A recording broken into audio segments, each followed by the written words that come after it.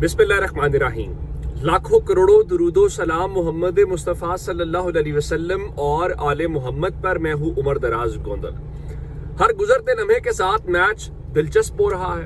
आपने सुना होगा हंडिया बीच चौराहे फूट जाने की बात, और आपने धोती भरे बाजार में खोल देने की बातें सुनी होगी।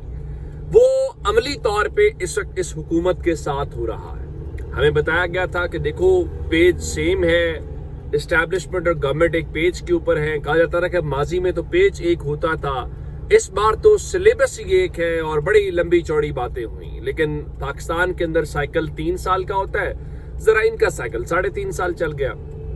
आपने ये देखा कि कल मुस्तफ़ा कमाल की रात एक एंट्री हुई और उसमें उन्होंने कहा कि राना सनाउल्लाह साहब आप फिक्र ना करें, ये जो आपको तरमीम वाला मसला है, इस तरमीम के हवाले से तरमीम आ जाएगी और आपको पता भी नहीं चलेगा। वो यहाँ तक नहीं रुके, और मुस्तफ़ा कमाल किसकी नुमाइंदगी करते हैं आप बहुत अच्छे से जानते हैं। और ये पूरे का पूरा एक पैटर्न है। वो बार बार एक चीज का हवाला दे रहे हैं, और वो हवाला ये दे रहे हैं कि 3 साल पहले फील्ड मार्शल ने बुनियादी तौर पे गुफ्तगू की थी कारोबारी अफराद के साथ, और उन्होंने वहां पर इंतजामी यूनिट्स की बात की थी। तो वो दूसरे लफ्जों में कह रहे हैं कि भाई देखो, इंतजामी यूनिट्स बनने का जो आइडिया या गुफ्तगू है वो फील्ड मार्शल साहब का है, तो आप जाएं करें मुखालफत, वहां गुस्सा क्यों नहीं दिखाते।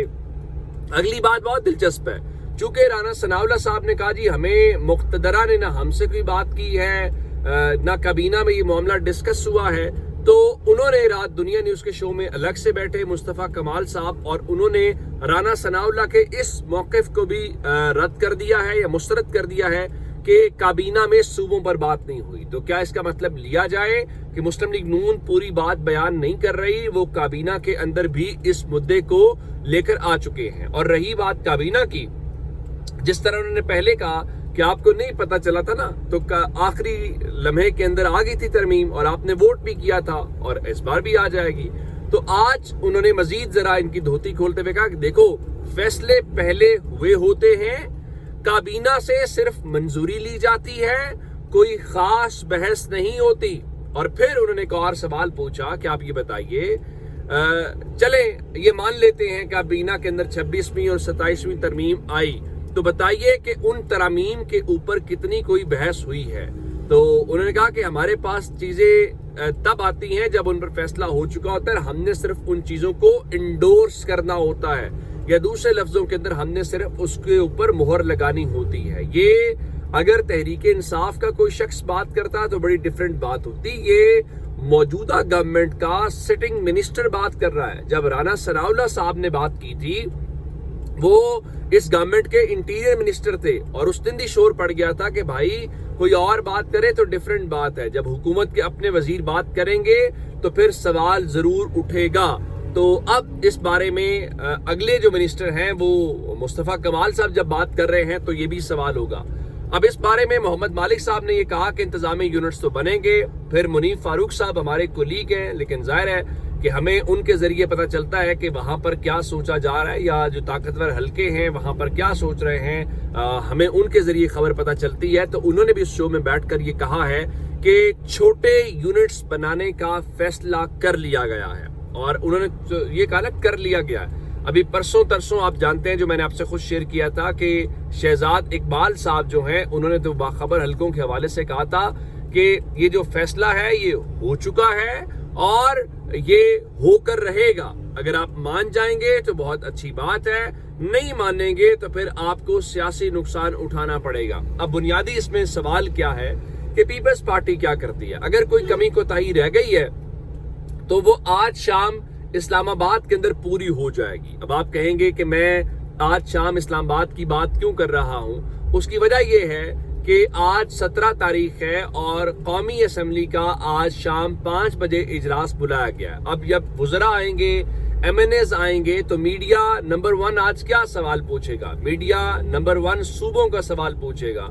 फिर अगर यहाँ पर कोई कमी कोताही रह गई तो उसके बाद कौमी असम्बली के अंदर तकारीर होंगी, गवर्नमेंट के लोग बात करेंगे, इत्तेहादी बात करेंगे। अगर वो बात ना भी करेंगे तो अपोजिशन या तहरीक इंसाफ गवर्नमेंट को छेड़ने के लिए ये बात जरूर करेगी। तो अब मुझे बताइए कि इस गवर्नमेंट के लिए, देखिए ये जितना मर्जी आप डैमेज कंट्रोल करने की कोशिश करेंगे, जब चीजें चौक चौराहों में आ जाए جب چیزیں میڈیا کی زینت بن جائیں تو پھر آپ مان لیجئے کہ گورنمنٹ کے لیے سب ویسا نہیں ہے. اب آپ اگر کرنا چاہتے ہیں تو آپ ضرور کریں، لیکن جو آپ کا خیال ہے کہ لوگ مان لیں گے کہ سب ویسے کا ویسا ہے، تو سب ویسے کا ویسا اس وقت نہیں ہے. تو آج ایک چیز تو ہو گئی ہے، اور پھر پیپلز پارٹی کے لیے تو بڑا سمارٹ ہے، وہ اس پورے مدعے کی پہلے بھی اونرشپ نہیں لے رہے، کیونکہ وہ عہدے لے رہے ہیں، اس سسٹم کا پارٹ ہیں. کل بھی ندیم افضل چند صاحب نے بیان جاری کیا اور انہوں نے یہ جو نون لیگ کی طرف سے بیانات دیے جا رہے ہیں اس حوالے سے کہا کہ کشمیر الیکشن جہاں ایک قومی جماعت نے بائیکاٹ کیا، ان کا اشارہ پی ٹی آئی کی طرف سے. ان کا امن و امان کی صورتحال یہ تھی کہ یہ ایک دن میں الیکشن نہیں کروا سکے اور مرضی کے نتائج تیار کیے گئے، اور انہوں نے کہا کہ آپ کے خاندان کا 40 سالہ اقتدار ہے.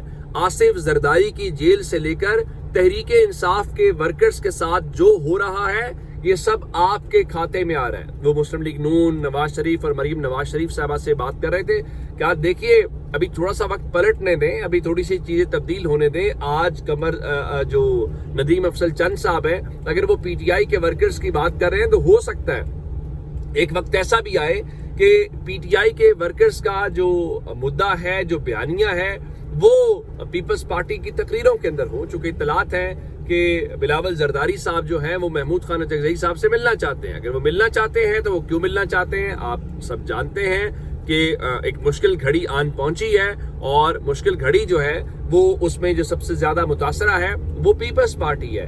پنجاب کی حد تک بڑی دلچسپ صورتحال ہے. مریم نواز کا، نواز شریف کا گروپ تو شاید یہ اس حوالے سے ہوگا کہ صوبے نہیں بننے چاہیے، پنجاب تقسیم نہیں ہونا چاہیے، چونکہ انہوں نے وزیر اعظم کے اوپر نظریں رکھی ہوئی ہیں. لیکن جو شہباز شریف کا گروپ ہے اس کو اس چیز سے کوئی فرق نہیں پڑتا. اس کی وجہ یہ ہے کہ اگر وہ تقسیم کے حق میں ہوا، نمبر 1 اسٹیبلشمنٹ کی خوشنودی مل جائے گی، نمبر 2 ہو سکتا ہے مریم نواز کا راستہ رک جائے، نمبر 3 اس کے اندر جو حمزہ شہباز شریف ہیں وہ پنجاب کے وزیر اعلیٰ چلے. ابھی تو جو ہمارے سامنے علیم خان صاحب نے بتایا کہ آپ اس کو جو ہے وہ ایسٹ ویسٹ یا نارتھ یا سینٹرل کے نام کے اوپر کر لیں یونٹس کے حوالے سے، تو ہو سکتا ہے کہ حمزہ شہباز شریف بھی کسی پنجاب کے اندر ان کو وزیر اعلیٰ کے طور پہ لایا جائے. اچھا، اب ایک بڑا امپورٹنٹ معاملہ ہے، یہ جو اعزازات دیے گئے ہیں اس پر بہت تنقید ہو رہی ہے. لوگ کہہ رہے ہیں کہ دیکھو انڈیا میں اتنی آبادی ہے، اتنے ایوارڈز دیے گئے ہیں، اور پاکستان کے اندر اتنی آبادی ہے، اتنے ایوارڈز دیے گئے ہیں، اور قانون یہ کہتا ہے کہ اگر کسی شخص کو ایک بار اعزاز مل جائے تو اگلے 5 سال کے لیے اس کو کنسیڈر نہیں کیا جائے گا. لیکن احد چیمہ ہوں، اس کے علاوہ جناب محسن نقوی ہوں، ان کو تو پچھلے سال ملے ہیں. لیکن میں نے کہا جب ایوارڈز دینے والے خود ایوارڈز لینے والوں کی لائن میں لگے ہوں تو پھر چیزیں کیا ہوتی ہیں. پھر ہمیں یہ پتہ چلا ہے کہ جناب احسن اقبال صاحب جو مسلم لیگ نون کے سینئر وزیر ہیں، اور احسن اقبال صاحب کے بارے میں عام تاثر یا تصور یہ ہے کہ وہ پروفیسر ہیں، چونکہ تو وہ مسلم لیگ نون کا ایک دانشور فیس ہے، ان کا ایک انٹلیکچوئل فیس ہے. تو اطلاعات کے مطابق یہ جو ایوارڈز کمیٹی ہے اس کے جو چیئرمین ہیں وہ جناب احسن اقبال صاحب ہیں. تو یقینی طور پہ یہ جو میرٹ کے اوپر اعزازات دیے گئے ہیں یہ جناب احسن اقبال صاحب نے دیے ہیں. تو آپ اندازہ لگائیے کہ اگر یہ میرٹ احسن اقبال صاحب کا اور یہ گورنمنٹ کا میرٹ ہے تو باقی چیزوں کے اندر وہ کتنا ہی خیال کر پاتے ہوں گے یا چیزیں ہوں گی. اچھا، اس حوالے سے ایک چٹھی جناب صدر کو گئی ہے آصف زرداری صاحب کو، اور یہ چٹھی جو ہے لکھی گئی ہے جناب جو اشبہ کامران ہیں ان کی طرف سے، اور اس میں انہوں نے یہ کہا ہے کہ یہ آپ نے مختلف جو ایوارڈز دیے ہیں یہ غیر قانونی ہیں، یہ غیر آئینی ہیں، اور ان کے مطابق دیکھیے جب گورننس کا سسٹم ڈیلیور نہیں کر رہا تو جو ذمہ دار ہیں اس بیڈ گورننس کے، پور گورننس کے، ان کو ایوارڈز دینا کیسے جائز ہے. لیکن کیا صدر صاحب یہ واپس لیں گے؟ دیکھیے جہاں سے اعزازات کہا جاتا ہے اس کو بھی شامل کر دو، اس میں بھی شامل کر دو، وہاں کیا آئین اور قانون اور موریلٹی یہ چیزیں وہاں پہ کتنی معنی رکھتی ہوں گی. یہ اب تک کی اپڈیٹس اگر آپ نے ابھی تک ہمارا چینل سبسکرائب نہیں کیا کر لیجیے. اپنا بہت سارا خیال رکھیے گا. خدا حافظ.